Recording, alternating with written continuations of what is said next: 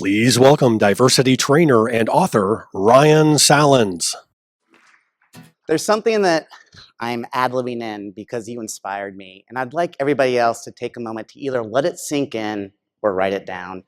You said moving focus from the head to the heart, and I think that that's so powerful and it's so important, especially where our society is at today and the different injustices that we see happening, whether it deals with race, gender, or sexual orientation. Moving focus from the head to the heart is so powerful.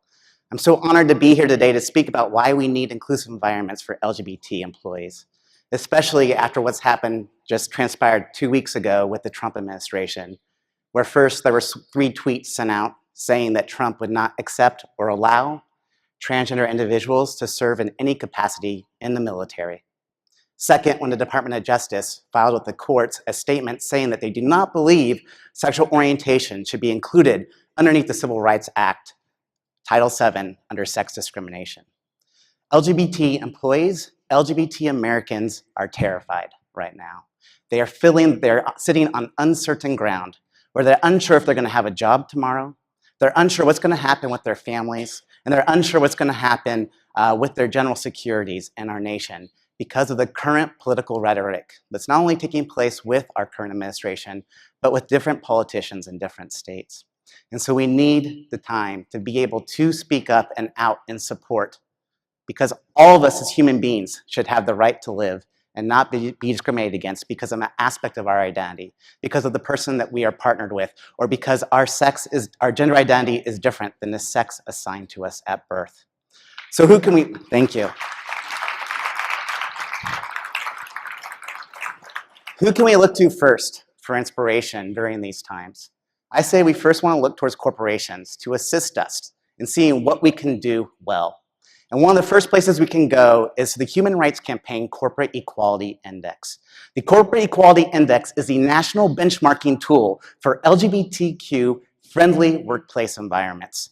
They go from a scale of 0, meaning you're not good at all, to 100, being the best places of employment for LGBTQ people to work. And they've measured this by 3 different areas. 1, your policies and benefits. Are your policies and benefits in place that are inclusive for individuals that fall underneath the acronym of LGBTQ? Next, they look at your competency. What training is currently in place, and who is receiving that training in the corporation to enhance understanding and education around sexual orientation and gender identity? Because I tell you, I do a lot of corporate work, and many times the people that are in the room are the people that want to be in the room, whereas the people that really need to hear it aren't present. They are not at the table. Lastly, they look at your commitment. Not only your commitment to your employees and that workplace environment, but your commitment to this nation, to your states, to your communities, speaking up and speaking out against injustices taking place, such as currently in Texas, the special session taking place to move forward a bathroom bill, to make it illegal for a transgender individual to access a restroom, a facility that every single one of us needs because we are human beings and we want to stay hydrated and we have other needs. But saying that you cannot access a facility unless you're in the facility that aligns with whatever markers on your birth certificate. And I always say, how many of us carry a birth certificate around? Right? So the Corporate Equality Index is what we want to look for. When they began doing this work in 2002, we saw that 13 companies had a 100 score, a score of 100. As we move forward 7 years, in 2009, we see that 259 companies had a score of 100 of being an LGBT inclusive place to work. At the very beginning of 2015, the Human Rights Campaign reported that currently we have 517 companies that rank at 100, all right, currently. And you want to know why we're seeing this happen? Because companies recognize that LGBTQ inclusive workplace environments are better environments for all employees, better environments for productivity, engagement, and worker retention, all right? When we look at studies at community levels, progressive environments, looking at youth, progressive environments that are inclusive to LGBTQ individuals, all youth do better. The ones that are more restrictive or conservative, we say increase in suicide attempts, not only among LGBTQ youth, but also among heterosexual youth. Inclusive environments, we all do better. So with knowing this, why are we in this place right now where we're still pushing against it and trying to deny people rights? And in thinking about this and in doing this work now for 12 years, the word that comes to mind for me is fear.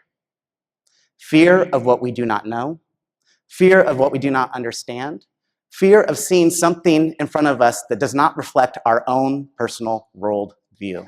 All diverse individuals, but what we're doing is we're trying to put people into categories. We're trying to just assign a word or a label to individuals, and that's completely taking away the humanity to who we all are. So I ask that you move forward and you go back to your workplace environments and continue to explore your own feelings around things that you do not know or understand. And continue to use your voice in support of the community, because now is definitely not the time to be silent. We cannot go back. There's been too many advancements over the past 8 years to see us going back at this point, and I believe that the courts and the hearts will prevail in keeping us moving forward. So thank you, everyone.